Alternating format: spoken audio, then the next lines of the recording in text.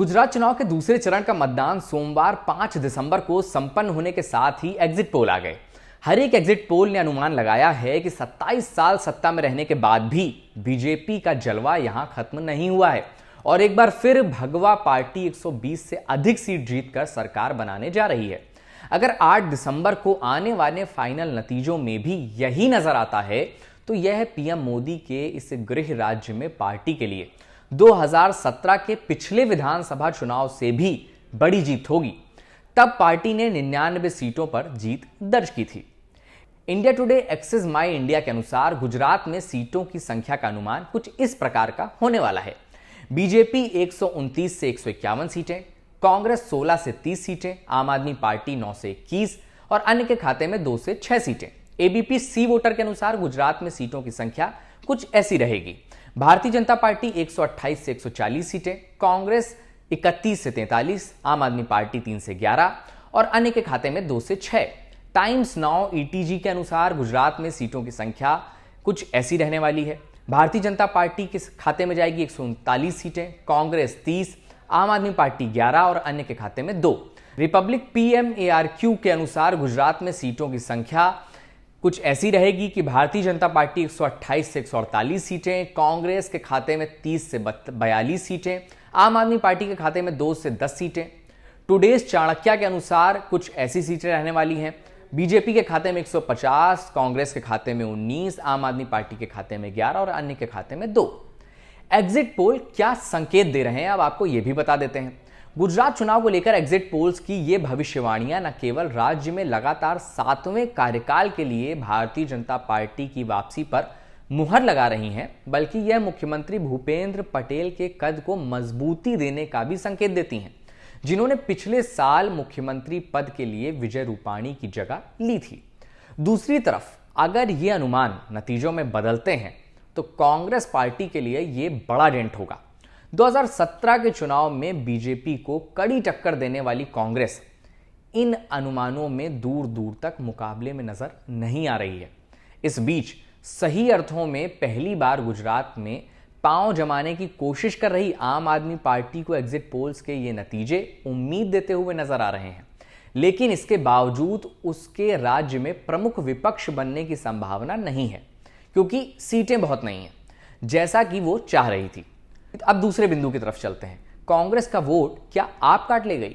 इस सवाल का जवाब जानने के लिए 2017 के नतीजों पर नजर डालते हैं। 2017 में भारतीय जनता पार्टी ने 99 सीटों पर जीत हासिल की थी, जबकि उसके खाते में 49% वोट आए थे।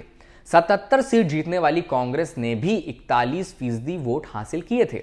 लेकिन अगर 2022 के एग्जिट पोल्स को देखें तो कांग्रेस को 30% वोट के आसपास वोट मिलता दिख रहा है।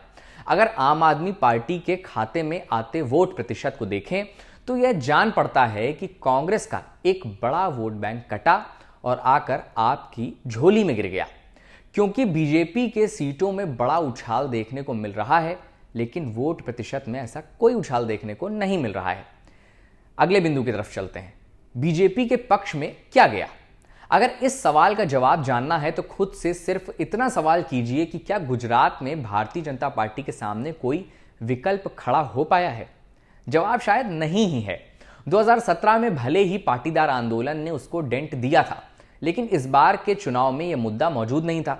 दूसरी तरफ 2017 में बीजेपी के खिलाफ हवा बनाने वाले 3 मस्केटियर अल्पेश ठाकोर, हार्दिक पटेल और जिग्नेश मेवाणी फैक्टर को बीजेपी ने पहले ही चित्त कर दिया था। 2017 के चुनावों में इन्होंने बीजेपी को चुनौती दी थी और तब इन्हें बीजेपी के राम मतलब रूपाणी अमित मोदी के खिलाफ प्रमुख विपक्षी कांग्रेस के हज यानी हार्दिक, अल्पेश, जिग्नेश के लिए के रूप में देखा गया था। हालांकि मौजूदा चुनावों से महीनों पहले हार्दिक ने बीजेपी में जाने के लिए कांग्रेस छोड़ दी, जबकि अल्पेश ठाकोर ने 2019 में ही यह काम कर दिया था। इसके अलावा भी कई ऐसे मुद्दे रहे जिसको समय रहते बीजेपी ने साध लिया। कोरोना काल में कुप्रबंधन के कारण जब गुजरात के स्थानीय अखबार मरे लोगों की याद में भरे जाने लगे तो लगा कि जनता का गुस्सा चुनाव में फूटेगा, लेकिन चुनाव आते ही यह हवा हो गया और इसका असर नहीं दिखा। जो पार्टी पिछले 27 साल से सत्ता में हो, इसके खिलाफ एंटी इनकम्बेंसी एक मुद्दा होता है। बीजेपी ने इसका तोड़ निकाला और सीएम बदला और ढेर सारे विधायकों के टिकट काटे। साथ ही मोरबी केबल ब्रिज हादसा उस तरह से चुनावी मुद्दा नहीं बन पाया जैसा कांग्रेस या आम आदमी पार्टी चाहती थी। इसके अलावा गुजरात में मोदी फैक्टर बीजेपी का तुरुप का इक्का तो रहा ही है। पीएम नरेंद्र मोदी ने इस चुनाव में बीजेपी और उसके उम्मीदवारों के लिए चुनाव प्रचार में कोई कसर नहीं छोड़ी और पार्टी को इसका भरपूर फायदा मिलता हुआ कम से कम एग्जिट पोल्स में तो अभी दिख ही रहा है। अगले पॉइंट की तरफ चलते हैं कि कांग्रेस की कमजोर कोशिश उसे ले डूबी। कांग्रेस का मुकाबला इस बार भारतीय जनता पार्टी से नहीं, गुजरात में कायदे से पहली बार हाथ आजमा रही आम आदमी पार्टी से दिखा। खुद राहुल गांधी केवल सिर्फ 2 सीटों पर प्रचार करने गए, वो भी उन जगहों पर जहां कांग्रेस कमजोर थी, सूरत और राजकोट। जहां एक तरफ भारतीय जनता पार्टी की ओर से पीएम नरेंद्र मोदी से लेकर तमाम राज्यों के मुख्यमंत्री गुजरात में डेरा डाले हुए थे, वहीं कांग्रेस ने उस व्यक्ति के हाथ में गुजरात की जिम्मेदारी दी थी जिनको उनके राज्य में ही चुनौती मिल रही है। अशोक गहलोत के बारे में कहा गया कि उन पर अब आला कमान भरोसा नहीं करता। हमारी ग्राउंड रिपोर्ट में यह भी पता चला कि कांग्रेस प्रचार में बजट की कमी का सामना कर रही थी। गुजरात चुनाव के समय ही राहुल गांधी की भारत जोड़ो यात्रा चल रही थी। पार्टी जब खुद मानती है कि उसके पास संसाधनों की कमी है तो इस समय संसाधन कहां लगाना चाहिए था ये कोई भी समझ सकता है। ठीक यही बात आप हिमाचल के लिए भी कह सकते हैं।